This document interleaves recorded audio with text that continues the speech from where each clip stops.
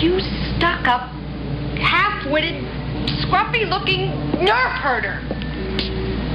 Who's scruffy-looking? Welcome to the Nerf Herders, episode 2. If you missed episode 1, check it out. We talked about Nexus and the Nexus team tournament. I'm your host, Corsec9, and today I'm joined by Trogdor. Hey, everybody. And the famous Wobble, everybody's favorite designer. How can I top that, man? Come on. Well, round 1 just finished. Rick and Mortis played 46 dice. Nicholas beat Wobble. Andrew Doty beat Jarrett. Maturin beat Verified Tax Evader. That was an interesting match. I saw a little bit of that. The MC40 swarm was interesting to watch. Lookout beat Ernesto. And then we have T and Villainy versus the 42nd Angry Zoggy. Gecko beat Smizzy. Ben beat Adrian. That one was a close one. It was only 6-5. Lark was over Zog, and Ewok beat HK88. Then we have putting the Nor and NorCal versus Skill Issues Anonymous. Jackson tabled Allen. Andy and Trogdor played, and that was a close one too. The score doesn't look like it, but it basically came down to one dice. So Trogdor won that one. I beat Garrick, which was also an interesting match. We can talk about that a little bit. And then Scott beat Kalash, but that was also a very close match and kind of went back and forth. I saw that one as well. Team 67 versus Team Huge. Jar 18A4 beat Elmo. Justin Pryor Laugh Fuzzball beat Relent. Pinky beat Silver. Doug beat Sean. And then Team Best Coast had the bye. So Team Best Coast automatically got 24 tournament points just for having the bye.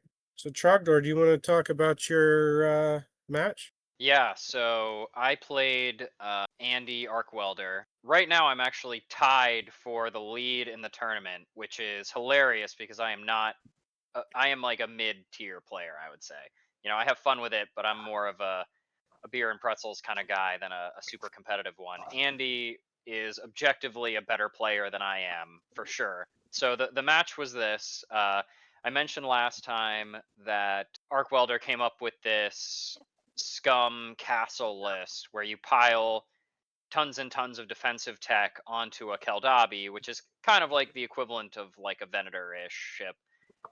So you pile all of your defensive tech on there and then run a 134 and, you know, basically just dare someone to come and get you. And I took that list for myself. I shamelessly ripped him off and stole it for myself. And he took that list and made a slight tweak where he ran a variant of the Keldabi that doesn't have a defensive retrofit. So he had a little bit less defensive tech, but still a substantial amount, versus my Keldabi, which had, you know, maximum defensive tech stacked up. And we were both running Scum 134s. I played it pretty cagey, pulled the station in close to my side, and parked my Keldabi, you know, very close to it, and my swarm, my 134 around it, and dared him to come get me. He chose Precision Strike, by the way. He chose my Precision Strike. I went second. He went first. And so it started out as a very cagey match, because we knew that once the 134 is engaged, you know, it would be potentially, you know, whoever misstepped in the 134 game would be the loser, probably. He held back for, I want to say, 3 rounds. And then going into the 4th, he jumped his Keldabi into mine, and we face hugged. Our 134s duked it out. I also stacked a merciless amount of flak and flax energy on mine. So with Ruthless, I was hurting him pretty bad. A lot of hull. I was chewing through his 134 pretty thoroughly. And I snuck 2 of my heavy bombers around. So I tied up his 134 on my left side, the left side of my Keldabi, and snuck 2 bombers around to his front on the right side, and precision striked and bombed him quite thoroughly. which he returned. He returned. A little bit of background that's important to understand how this game worked out. One of the defensive tech cards that Scum has access to is a fleet command called the Big Score. And the idea of the card is that your fleet has just pulled off a heist and you are running away with it. And so the attackers do not want to blow up whatever you stole. So they are pulling their punches so as to not hurt the cargo that you stole. So the effect of the card is that after rolling dice, the attacker must choose a die with a crit face or a damage face and remove it from the attack. And that doesn't exhaust, it's just forever. So we were both running that card.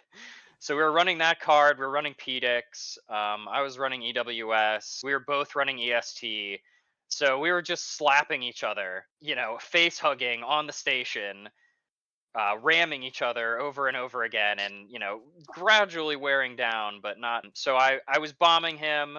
I was critting him with precision strike. I snuck my 2 bombers in, and then around the right side of my Keldabi, I pulled my Crusader, which is like my CR90 type support ship. It just had projection experts on it to support the Keldabi. And one important the drawback of the Big Score is, just like with Jedi Hostage in CIS, a ship at I think it's close range, a ship can discard a squad dial in order to discard the Big Score and deal you 2 face down damage cards. At the start of I think it was round 5, I had my Crusader in position. It's command 1. I had my Crusader in position to just quickly pull a squad dial and pull the rug out from under him and discard his Big Score while he is, surrounded by bombers, my Crusader, and my Keldabi. And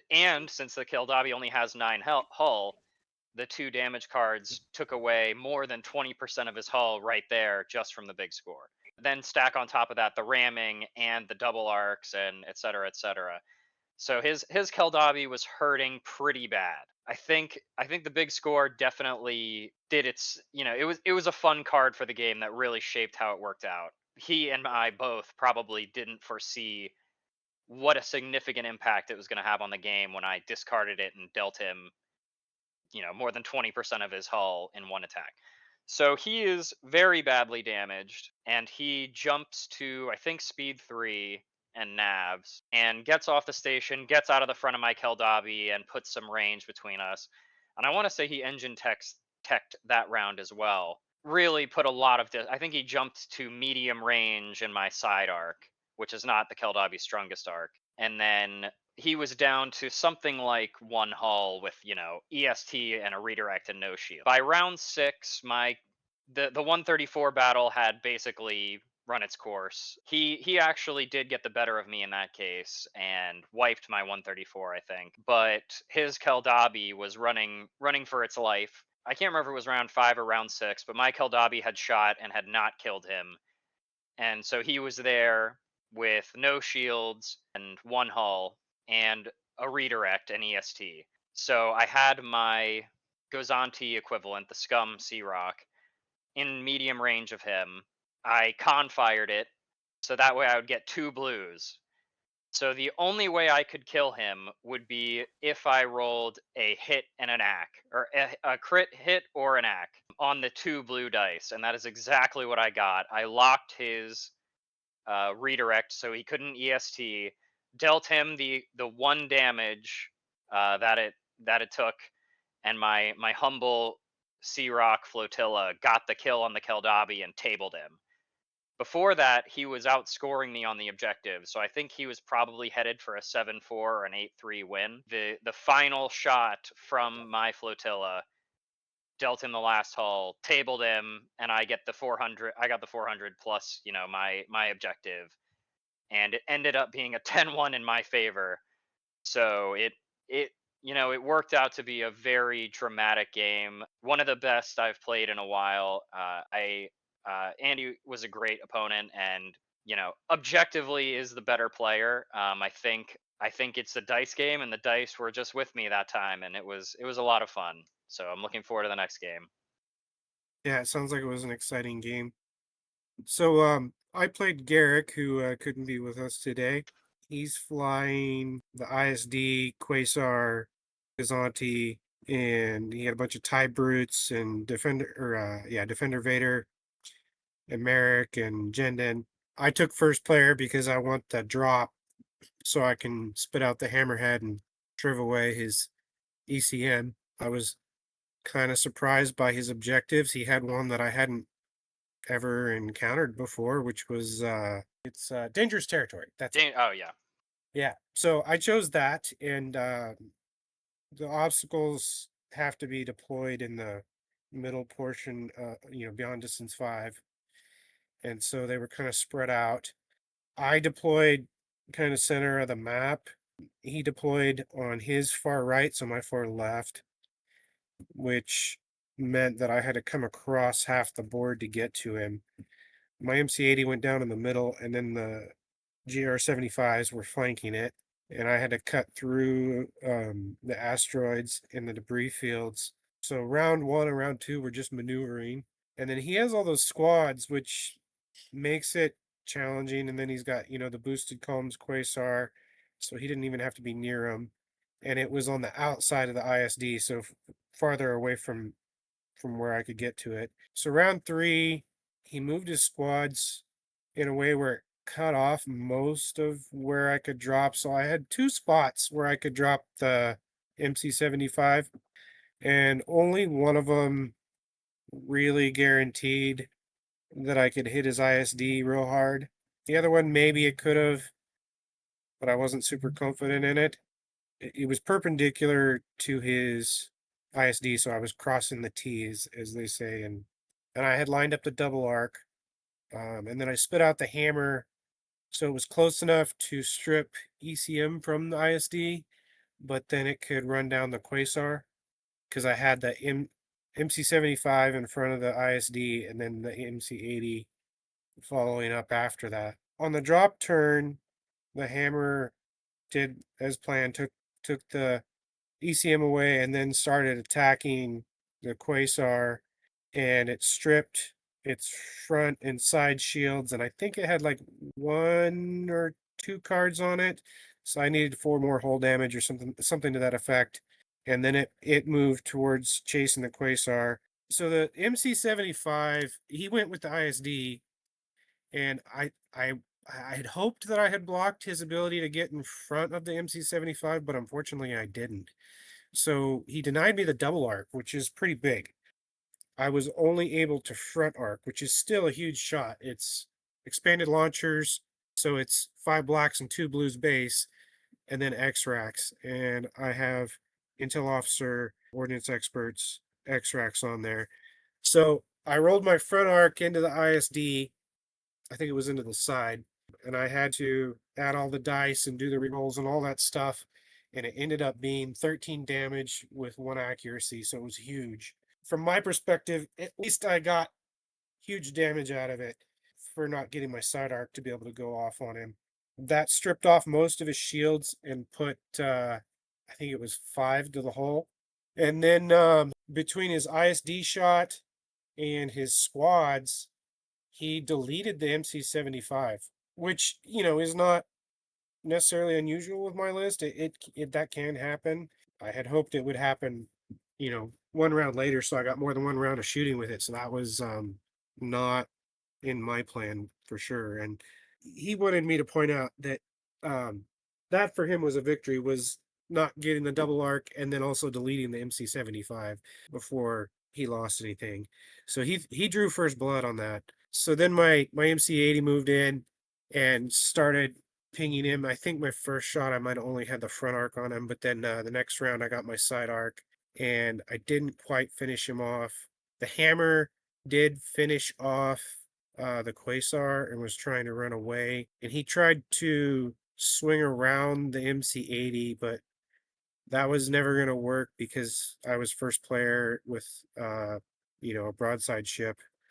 So the MC-80 did finish off his ISD, so he was tabled at that point. But his Gazanti had also taken some shots from the MC-75 from the side arc that couldn't shoot the ISD, and it was smoking. It was in flames, but it did did get away, and he sent Jendon and forget if it was Vader or Merrick, but it was one of the two, and they finished off the hammer. So he killed my hammer and my MC75, but I did end up tabling him. So it was it did not go the way either of us expected, but it was pretty fun, pretty interesting for a Radis matchup.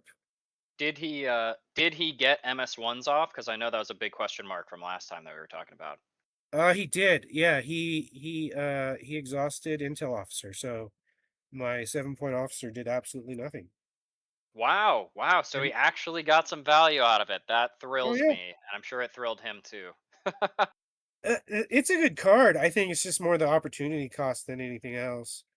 It's not that there's not value in that ability. I think it's a strong ability. It's just there's other good ion things, namely PDIC, and we won't get into that conversation. But uh, so yeah, no, it was a really good match, and I think we went to round.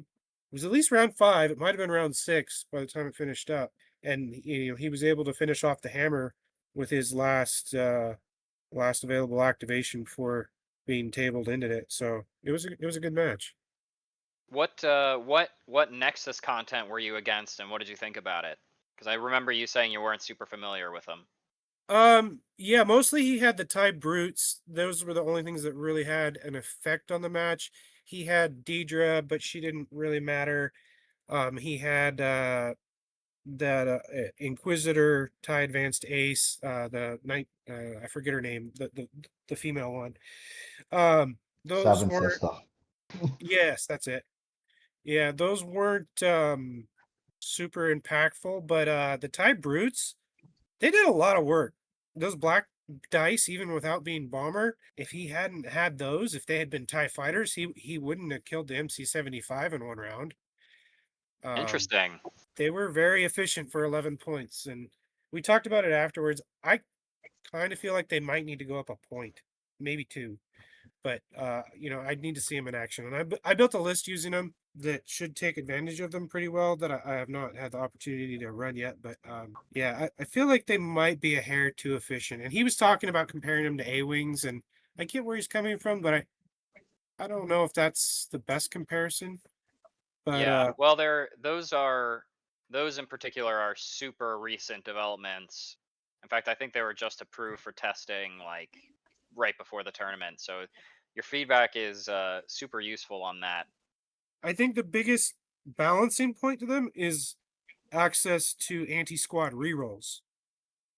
You'd have to fly Woldar, but I've done that before, so I built a list using Woldar, and the TIE brutes, and I'm gonna give it a go. I think it's a solid list, and I think a really good player could use them very effectively. And being 4 hull, that helps them stick just a little bit longer versus flak or anything. But if you ping a ship a couple times with that black dice and get it to hit, and they rolled pretty average, I would say, for black dice non-bomber. But they opened up the shields and stripped the shields away from the MC75. They did a lot of work between them and then the Vader Merrick combo. Like I said, that was definitely what enabled him to be able to kill a 75.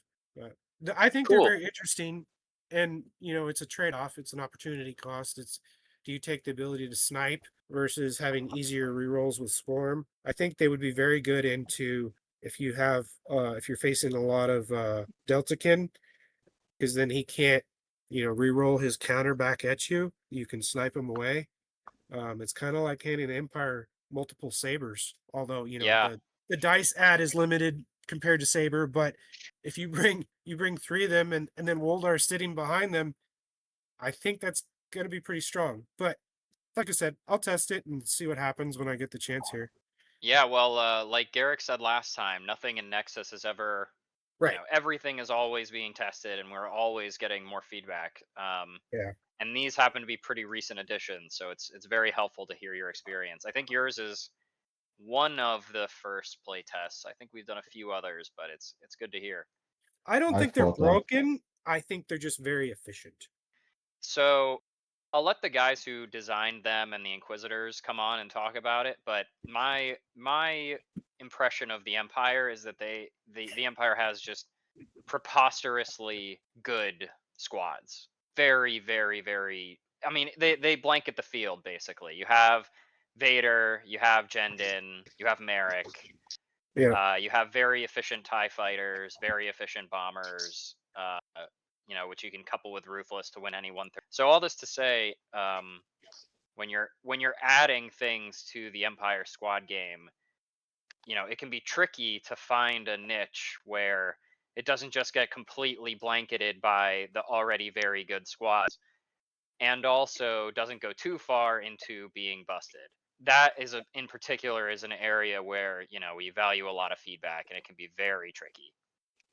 No, I think they do fill a role that didn't exist before.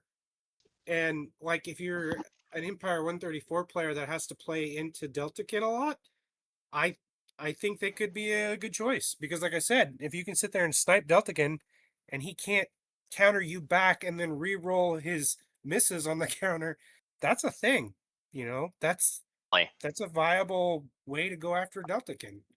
And then you're not sacrificing a ton of anti-ship if they get, one round of black non-bomber into a ship, and then you go to town with Merrick and Vader and your ISD or your demo or whatever. I think it's strong. Yeah. Well, we'll have to see what the what further testing data reveals. Yep. So Wobble, what is your fleet? What did you bring to the tournament? I didn't bring my own, to be honest. Uh-oh. No, normally 46 dice is me, Dory, Forrest, and Ness. And Forrest couldn't make it. So he was like, bro, I'm not gonna make it. Here's a list. You play that, basically. And my list is 3 interdictors. That and a few squads, like 4 of them. I have Jandon, Vader, and the TIE Defender, the Jumpmaster 5000 with Tal in it, and Tempest squad. And I had to fight Worf. Probably botched that too, but yeah, I'm Dutch, so if nobody can understand it, it's fine. You've been good so far. Yeah. So I had to fight a Starhawk, basically. And he built this entire meme thing about, yeah, I'm gonna make it have an evade, use Mon Mothma on it, so it's like a super evade, let's just put it like that. And I'm gonna have like 4 flag tokens, basically. Or salvo, not flag, sorry. And he had quite nice token support with his TR90s and GR75. And his squads, yeah, A-Wing counter squad, they suck. I mean, they're quite strong. I learned that. His entire list is, you're gonna attack me, fine, but here, eat dice. That's basically it. My list is basically like, okay, I'm gonna fight you, but I'm unkillable, close to that. So I'm constantly fixing my stuff up. So he went second. Second. So I had to pick his objectives. We played a contested outpost, I think, the one where you have to sit on the outpost as long as you can, which is perfect for a slow ship like the Starhawk, which you can delete off it with Command 4. That's something I discovered. Also, in deployment, I made the perfect move of putting squadrons in front of my own ship. That's like, you can see I don't play squads enough.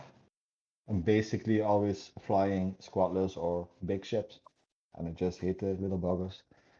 But yeah, fun times.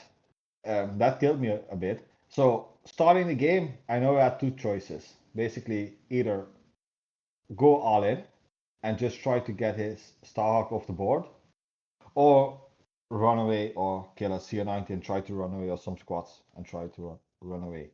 Well, the problem is, like, if I would be a competitive player, I would have brought something else, basically. But I would have also did the second option. But sadly, I am not a competitive player. And I was like, can I delete this ship? And it turned out that I could. It was a fun match. It was like we both went like, let's just go all out, not all too serious. Worf is a very nice competitor. I had a lot of fun with him, and he was how you say it, very polite, nice, all over. Basically, it went. I put my 3 little Doritos at his big ship and tried to kill him. That went okay. Basically, it was 8-3, I believe. In the end, one of my Doritos survived, and his small ships were all on one hull. I think I didn't do so bad. If it was round 7, who knows? But yeah, first time flying this fleet, I had fun. Were you able to get all your disposable capacitors to go off, or did you end up No, defeating them before you could use them? I kept it on the yellow. So on the flag, uh, it just we closed the distance too fast, so I didn't get a use out of the decaps. But if I had to, so I basically, when Forrest gave me the list, I had the option to edit it, like to my own style, because this list doesn't really fit into how I play. It's difficult to, it doesn't feel right. Yeah, I can't make it better than that. Basically, if I had to do it again, I would have altered this list a bit, and then probably he would have been tabled, to be honest. Because I'm Yeah. not bringing any X-Racks, I would have taken targeting scramblers. I would have ditched leading shots. I hate that card, useless on this ship. And I would have gotten something stupid, SW7s. something Yeah. like that, or ditch the quad battery turrets for either DTTs or XX9s, Yeah. depending on how much points I have. The squads were fine. I really like the ship, to be honest.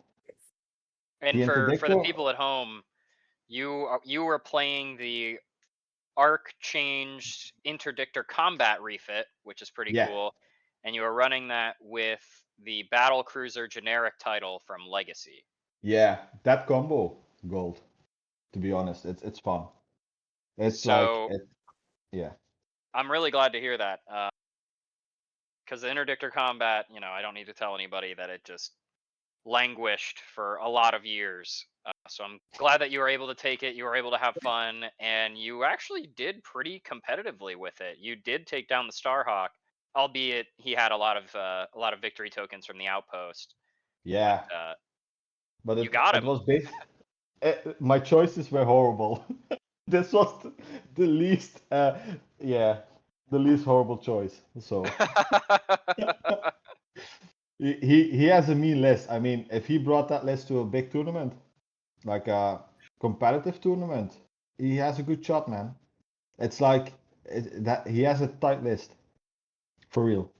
Yeah, well, you ran a pretty memey list and did very well, and had a lot of fun, and it's a cool list. So good To be job. honest, running weird list is kind of a staple, man. I mean, Honestly, same. I yeah, find yeah, jank way more fun than the competitive stuff. yeah, All due respect to the competitive players who are very talented, but I just love jank. yeah. And the best thing is like damn, I stutter sometimes, so people at home also know now. Fine. Last time I ran the double Hulk dual donuts, and this time Nas is running them. I was like, he was like, I didn't know what to run, and I was like, I have a list, it's fun, go ahead. And he lost with it, so it kind of disappointed me on that, but yeah. If you rewind time like a year or two and you asked someone in Armada, what do you think is jankier?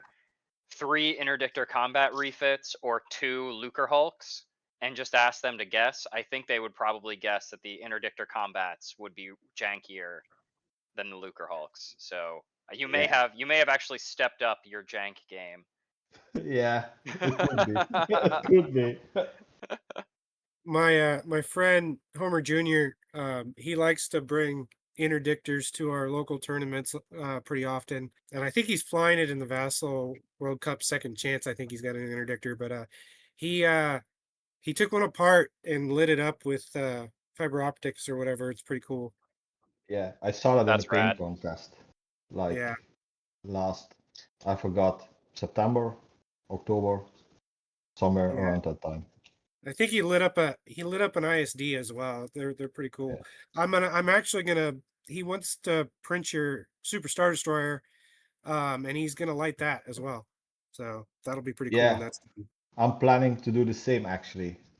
It's like, yeah, the new pup, the new little dog takes up a lot of time, but uh, I have everything in house to lit it up.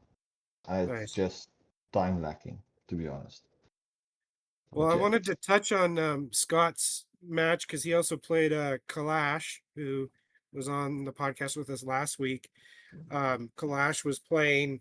He had the dreadnought and a couple two or three Architans, and then he sat his flagship in the back at, I think he dropped a speed 0 for a couple rounds, and then sent his ships at Scott. And I saw most of the combat of that match, and it was pretty nail biter for me because, of course, Scott's on my team, so I was wanting him to win, and I was like, oh no, he's gonna lose, and then it swung back his way, just a dice roll here or there, and it could have. Scott ended up winning. Clash could have tabled him because the ISD was smoking towards the end of the last round, and he chased down Clash's flagship that was running for the board edge, and there was some question about whether shields overhanging the board edge counted for flying off the edge, and Andy and I were watching, and Andy verified that no, they don't, and so he was able to just get out of the arc of the ISD at the end. Scott had already killed. He killed the dreadnought, was one of the first, and then killed a Architans. So Kalash had left one Architans and his flagship. I don't think there was anything else. I think it was just those two. Maybe there was one other ship. And so Scott just barely finished him off with Jindin and Vader. And actually, I hope Scott doesn't get mad at me about this, but he almost forgot to Jindin Vader.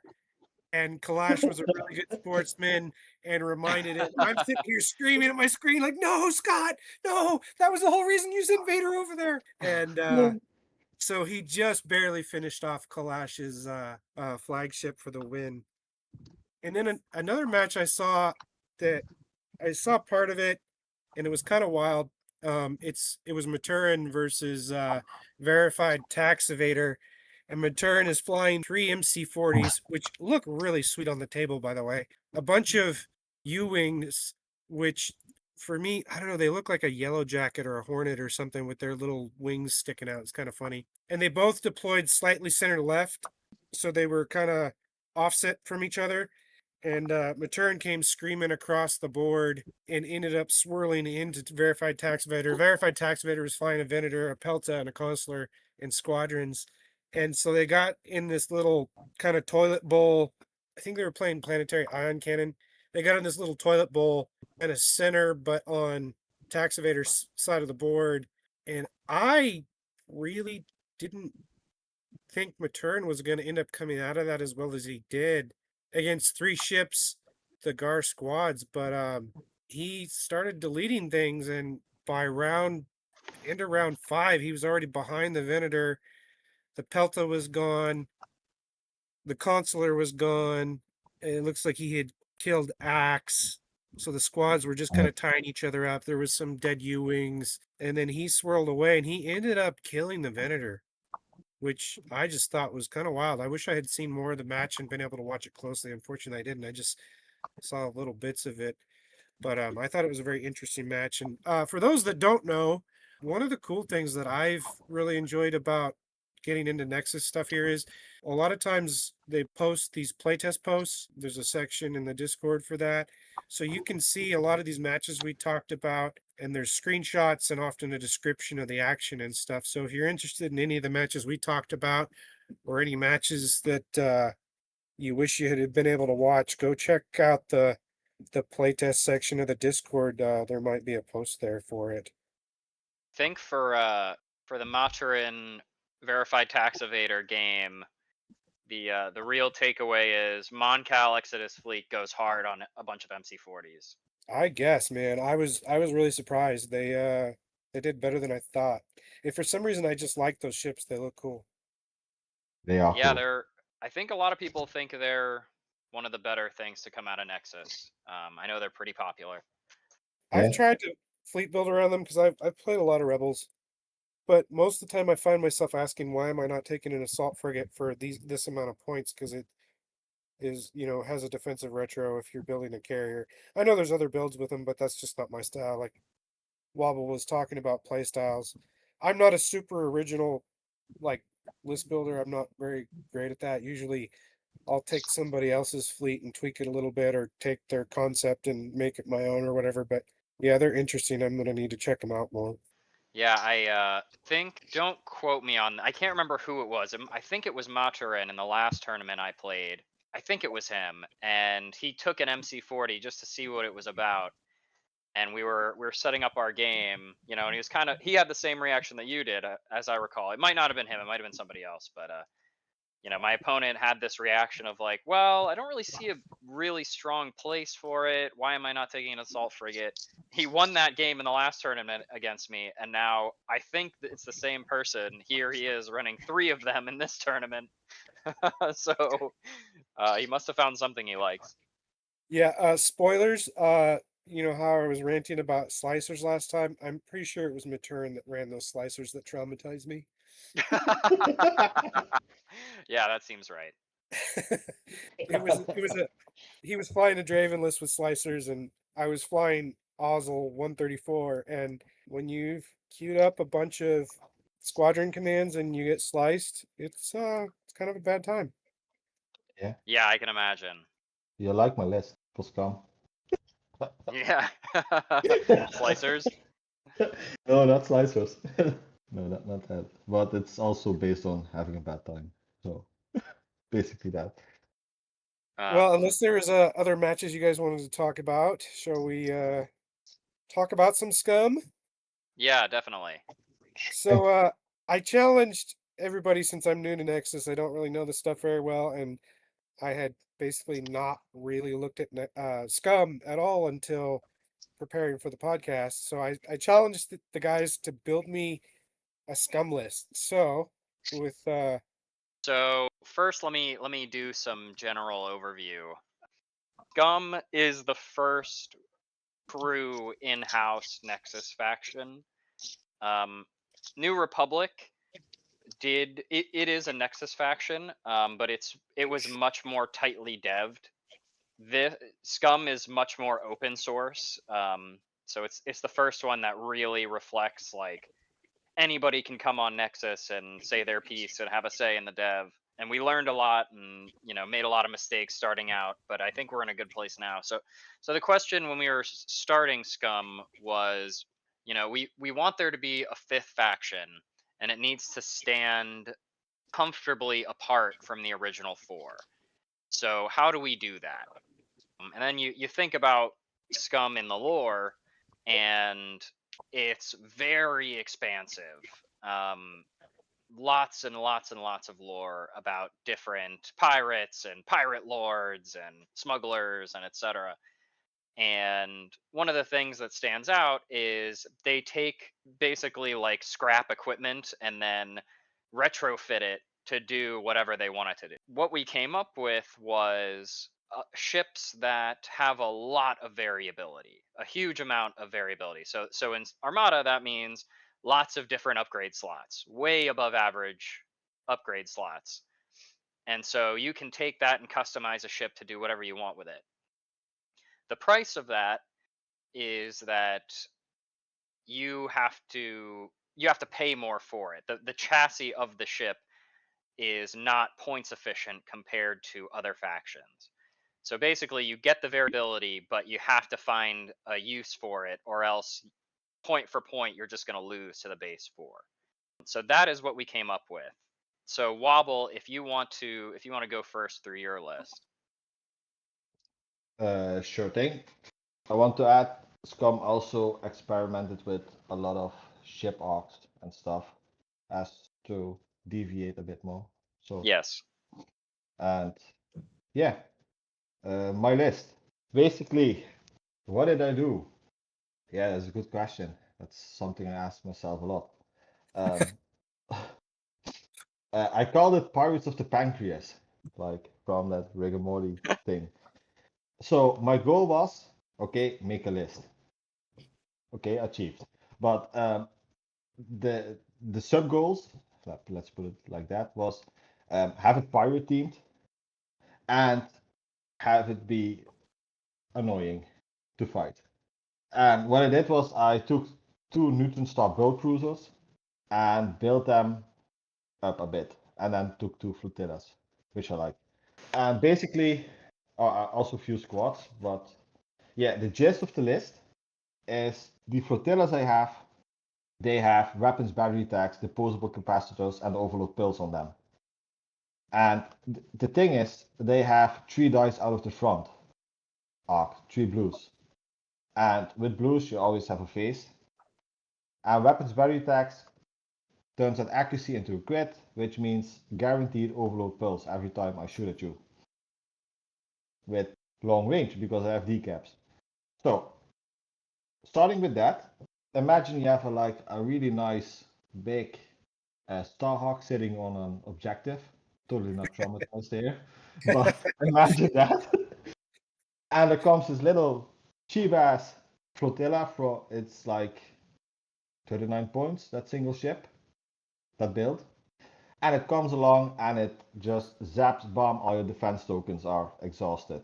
And then you get that cute ass Neutron Star bulk cruiser, which has Hondo as a commander, and it has boarding troopers on it. I think you see where I'm going. It also has Smuggler's Cash, which basically means you can get more command tokens than you have, and after deploying, you can put command tokens on that card and give them to the ship. So you can basically always have squadron tokens for boarding troopers, and then you fly up to that big ass ship that is annoying you on a station, and you delete its command token of defense tokens. So that's kind of like one part of the end of the negative player experience that I was aiming for. Basically, delete your command tokens before I'm even dealing damage. There's one major flaw with this list. I use Neutron Star build cruisers because, yeah, I don't want to bring a large, and I wanted to keep it non-Mandalorian themed because I hate how overrepresented that is at the moment. And it has only Squadron 2, so that's why I've brought 2 of them with boarding troopers. So you could probably delete 4 defense tokens off that big ship. Then I also put reinforced blast doors on them, basically to give them more hull than they have. I put DTTs on them because that's the greatest turbolaser there is. And one is Red Hawk, the title, I forgot what that was. Oh yeah, get an extra turbo.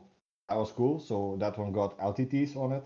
And placing proximity mines. I didn't know if I really needed that, but it sounds annoying, so that's why I took it.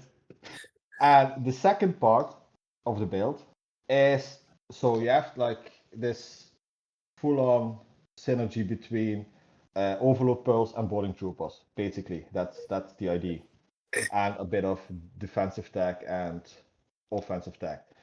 So my second plan was taking Hondo as an officer, and he has the nice line of, at the start of the ship phase, you may discard any number of command tokens from friendly ships and assign that number of matching raid tokens to enemy ships at distance 1 to 5.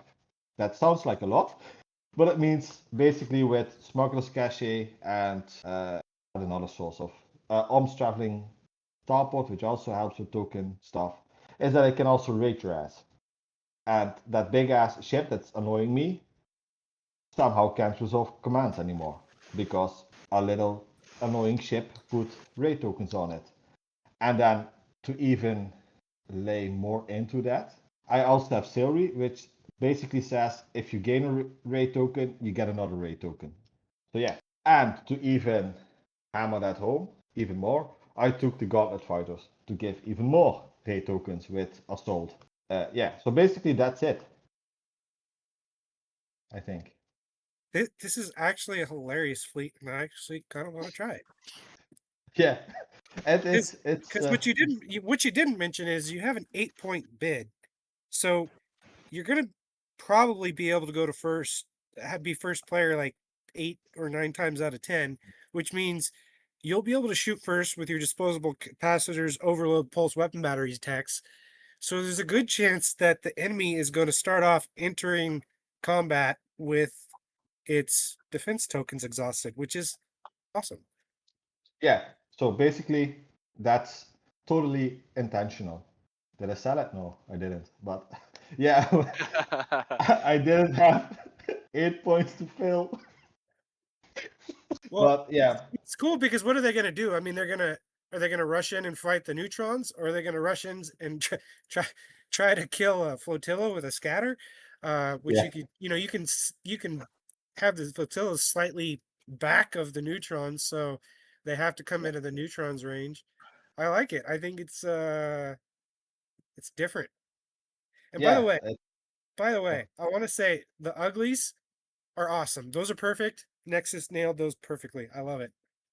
I'm glad you Yeah, like them. yeah, That is their second or third iteration, I think. So I think yeah, we were finally tuned them in. I yeah. think they're a perfect representation of what they were in the books. I'm not a spring chicken like most of the people around here are. I went to high school in the 90s, so I was reading these books in high school or even before high school actually, reading the books that had, the X-Wing series, the Zon series, all that stuff and playing the DOS-based X-Wing game on my Yeah. Windows 3.1 computer. Um, anyways, yeah, I'm not young. So I love the uglies. I love the uglies. They're perfect. It's for those that don't know, they're 3-hole, 3-speed. They have a rainbow anti-squad and a red anti-ship, and they're heavy for 7 points. So they're a great screening squad, but they're not useless. They're going to hit for something. They're going to be obnoxious. You can't ignore them. So they're cool. I like it. And the Mandalorian Gauntlet fighters are pretty much, they look like they're pretty much the same as the Imperial ones. Is that They correct? are. Yeah, they are. Yeah, so they're the same. And then the ace that he put in here, Cad Solis, is a Mandalorian Fang fighter. She's speed 4, hull 4, 2 reds, 2 blacks, a blue anti-ship, or maybe that's not a she, I'm not sure. And special text is you ignore, dodge, and escort keywords on enemy squadrons. It's got counter 1 and rogue, and then hunt 2, which is a Nexus keyword that says, while attacking a squadron, you may re-roll 1 die for each other friendly squadron. Hello, uglies.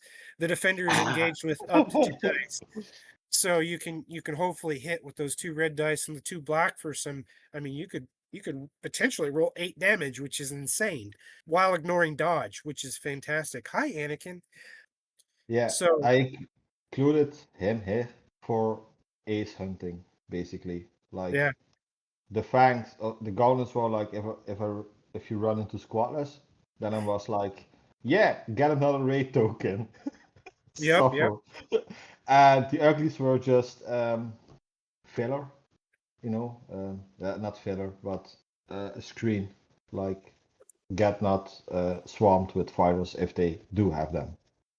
So yeah, that's why those are in there. Yeah, it's cool. I like the list. I want to try it out.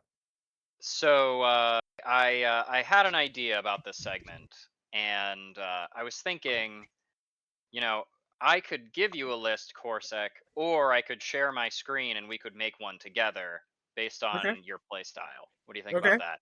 Sure. Yeah. That's cool. Yeah, let's do it. So to start out with, what do you enjoy? Like what is your playstyle, would you say? My comfort zone is usually flying 134. I do like black dice ships though. I liked Outbound Flight's Cog Fleet. That was fun before it got nerfed. So I do like black dice fleets, but I like 134s. I also agree with Outbound Flight that PDIC is a little overtuned. So I generally like to have 3 to 4 squadrons that have 2 bomber dice, and preferably are actually keyword bomber. So let's start on the 134. In Scum, there are a few different ways you can go. Like Rebels, Scum has some super strong rogues that you could go. You could go for a conventional 134, or you could take as a commander Jared Sykes, who will turn your conventional 134 rogue. He gives all squadrons rogue that start the squadron phase at distance 2 of a friendly ship. So what do any of those speak to you?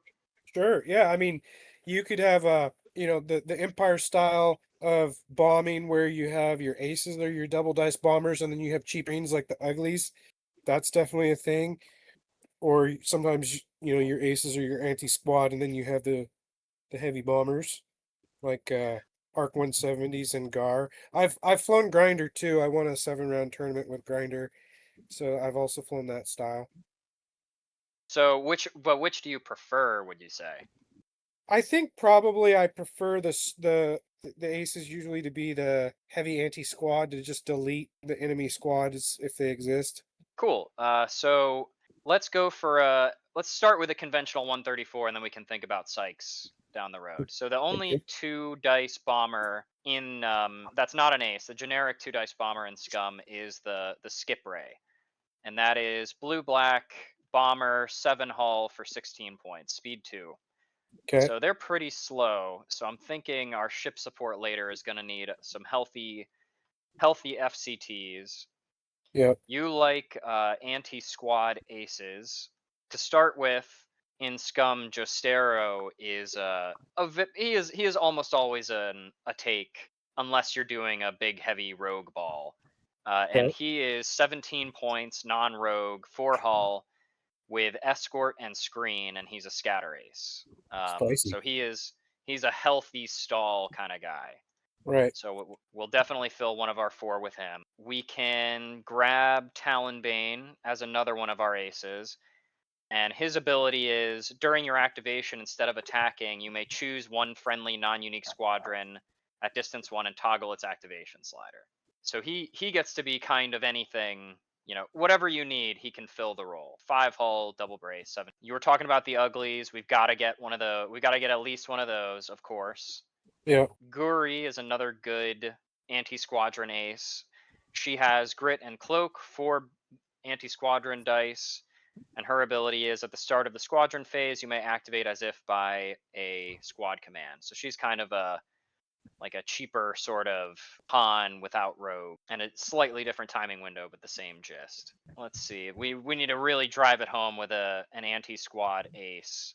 So we could go with Greedo. He's rogue, and he says during the ship phase, when an enemy squadron at distance 1 to 3 would activate, you may toggle your activation slider to the activated side to immediately activate as if by a squad command. So, and he's got. I think he's a must take just for the thematic alone. Well, now I kind of want to go back and take Han and Greedo. You're kind of making me want to take them. You know what? Let's do it. Let's cut Talonbane and add Han and Greedo. Okay. Just as like a fun aside, when we were looking at Greedo, we wanted to give him an ability that would let him shoot before Han. So if Han is next to Greedo, an enemy Han is next to Greedo, Greedo gets to shoot first. That's awesome. Lol. So we're running a little tight on. We've got 100 points here. We don't have a lot of bombers. So let's add another skip ray here. So now we have 2 of these. I think we I probably hate- want 3. So that's 1, 2, 3, 4, 5. That's an 8 squad ball that adds up to exactly 134 points with 3 skip rays. How does that look to you, Corsec? That looks solid. I would suggest if you can find 80 points that Vigo, I don't know how to say it, IEG 77 Vigo ship. Yeah. That one does look spicy though. With the So the 3 Vigo. blues. The Vigo is kind of like a demolisher. Corsec and Wobble, you're looking at my screen. My cookies are Yeah. out of date, so this is not the current design. But the current design Vigo is non-rogue, 3 speed, 8 hull, 3 black ASA, and 2 blue and a red BA. Basically a reskin of the Demolisher the Decimator with a couple changes. Heavy counter 1, not rogue for I think it's 18 points. Yeah, So it's that is what 18. Wobble's saying. Yeah, I've Yeah. got to pull up. Well, what do you think, Corsec? You want to drop a? Would you drop a skip ray for one of these, or what do you think? Sure, why not? This number is out of date. Mine is still. My cookies are out of date, so it's showing 22 instead of 18. So this is actually a 132. Oh, So okay. Mine's showing 136 also, so I have the Wait, it right is? text. Yeah, I have the right text, but it's showing 136.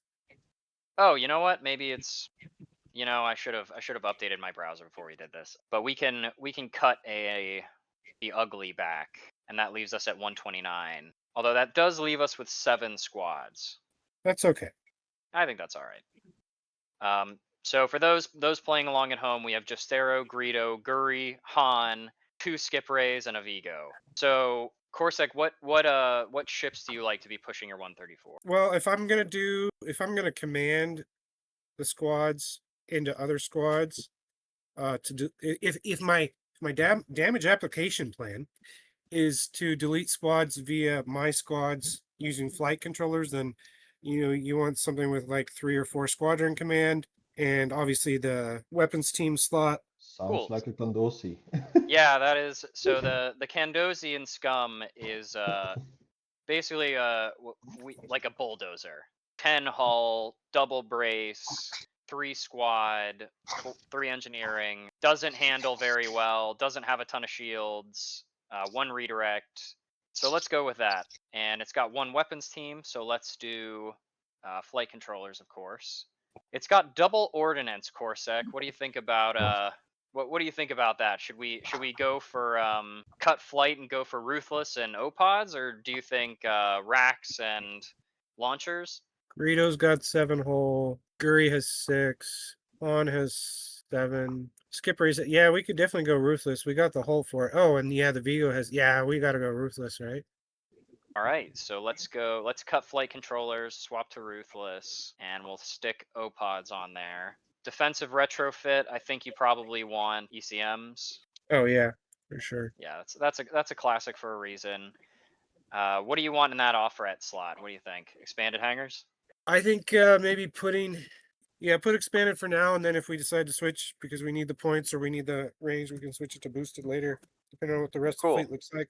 I think do you want to keep filling it out, or do you want to put some more ships in and then we'll come back to it? What do you think? Yeah, let's see what the rest of the fleet looks like, and we can tweak it as we go. So we are right now at 258. So we've got a bit of room to play with here. The Crusaders are like the CR90 equivalent. So they would slot in pretty naturally to this kind of a fleet. If you want a more heavy hitting option, you can go with an Interceptor 4.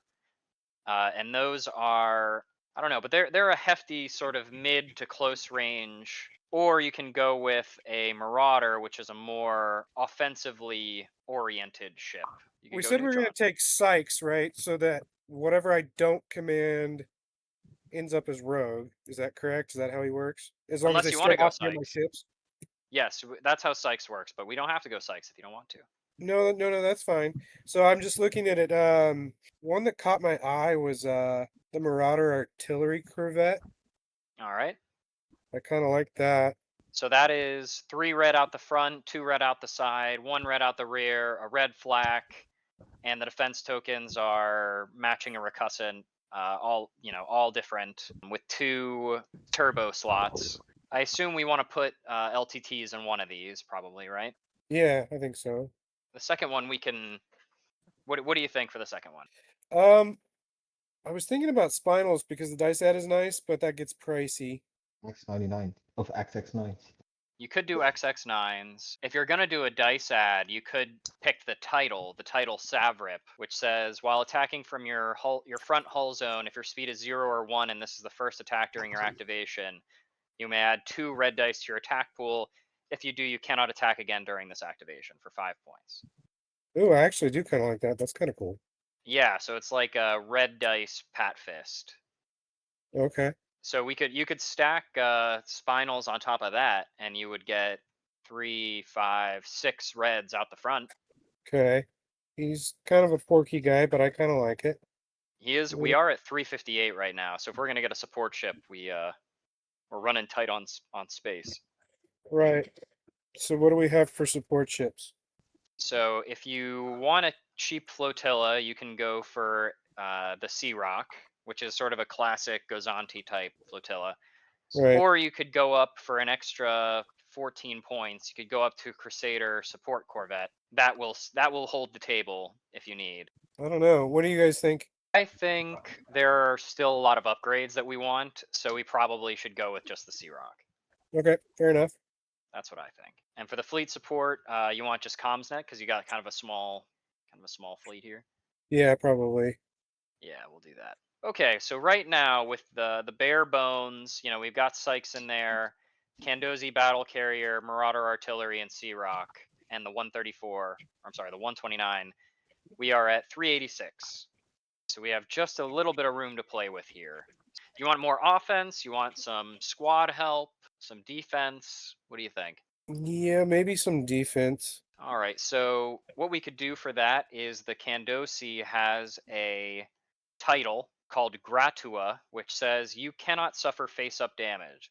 If you would be dealt a face-up damage card, it is dealt face down instead. Discard this card after you resolve a critical effect. That's interesting. How does that interact with Precision Strike? Does it totally negate it? Yes. Oh, I like that because I like playing Precision Strike. So if that makes it harder to flip it on me, I'm all for that.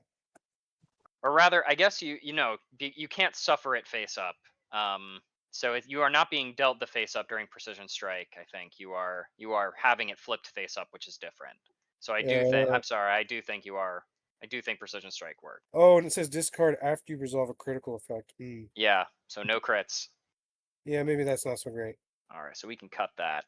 We haven't filled the officer slot yet. Is there a defensive officer? Yes. There is Jiro. So Jiro is pirate only. When you activate, a friendly ship at distance 1 to 5 may discard one of its commander or officer cards other than Jiro. If it does, you may recover one of your discarded defense tokens and then exhaust that token for 8 points. Yeah, because we could put skilled first officer on the Marauder. Definitely. We could do the same on the Sea Rock if you want. We've missed a critical we've missed a critical card, which is the Sea Rocks need fighter coordination team for your speed 2 bombers. Right. So if we do 2 skilled first officers with fighter coordination team, that puts us at 399. Perfect. Yeah, you good with that? Yeah. All right, I'm gonna post it in the chat and we can put it in the show notes. This is a cool list. I would try it. I have a few very similar ones myself. Yeah, there's a lot of interesting stuff in this faction. Yeah, well, I hope you get the chance to try it soon and take some pictures and screenshots and put them on the in the Nexus the Nexus playtesting thread so I can watch. Yes, I will do that. You want to talk about the paint contest, Wobble? Paint contest. Yeah, it's again this tournament, and last time was a big success. I believe we had like 170 entries, something. I'm not at my correct PC to check that, but it was a lot. And this time I hope we're kind of focusing more. Like we want to get the weird ships, like get your weird designs. Like I don't know, maybe somebody has an Eye of Palpatine at home, or like a Sun Crusher or something else. That's kind of cool. And we've divided it into sections, like most obscure, that's for the weird, rare, obscure stuff like uglies or something else. Most memed, because let's be honest, a Hello Kitty SSD is funny. Doesn't matter who you are. Bigger is better. It's for if you have a huge ship, because that's a lot more difficult to paint, and I kind of want to see what people can do with that. Then you have low accurate, that it's basically try to get it as accurate to any kind of Star Wars media you have. So, for example, if you saw the Lego Christmas X-Wing, and you're like, I'm gonna paint my mini X-Wing squadron in that team, go ahead, go for it. Actually, it should be a ship, but yeah, you get it. For squadrons, same thing. Most obscure squadron, low accurate, and a new one, Diorama Squadron, which basically means you somehow manage to make your squadron do something more. Add stuff, make it part of something more, decorate the base. It's free for all. Then we have a fleet team, best fleet, best, which means most universal team, something. And then best combat, that's like for tournament pictures. And the bonus round, as always, the Raiders. It's just, if you have something painted, you like it, put it in. We like to see it. And also, it's cool, let's be honest. And that's basically the paint contest. I've seen quite a lot of guys actually adding stuff already, which looks great. And I'm excited, to be honest. Can't wait. Awesome. I'm excited too. I'm gonna enter a few of the categories. I'm trying to finish up a few things here to get the pictures taken and everything. Did you see there a couple of years ago there was somebody that went to Worlds with a Super Star Destroyer and they had attached squadrons to it that made it look like they were dogfighting around the super, and I think there was even explosions and stuff too. It was really cool. That sounds awesome. To be honest, that sounds cool. This is gonna make me go back to the SSD again, bro. It's like I spent so many hours now. You're basically forcing me to make more, man. Well, I can't wait to print one. I'm going to print one for Scott, like I mentioned earlier, and then I'm going to Yeah, print one for myself that I'm not sure what I'm going to do with, but I bought a special filament for it. I don't think I'm going to paint it. I might just paint the engine flare. yeah, But I'm hoping this filament looks really good. I think it will. So it'll be cool. But we're running pretty long, so the people with long commutes are going to enjoy this. But we should probably yeah, wrap it up. So there is one other thing I wanted to mention. Link wanted me to throw out that on May 23rd and 24th, they're going to have an Armada tournament at the Canadian Tabletop Championship in Ottawa. And there'll be more details coming out about that as we get closer to the event. But they just wanted me to toss it out there just so you can mark that down on your calendar and plan for that. So I think we hit all our points today and then some, and it was very interesting. Thank you for the fleets you guys built me. I got to check those out for sure. Um, thanks for listening if you made it all the way through the recording, and hopefully we'll catch you next time. Thanks, everybody.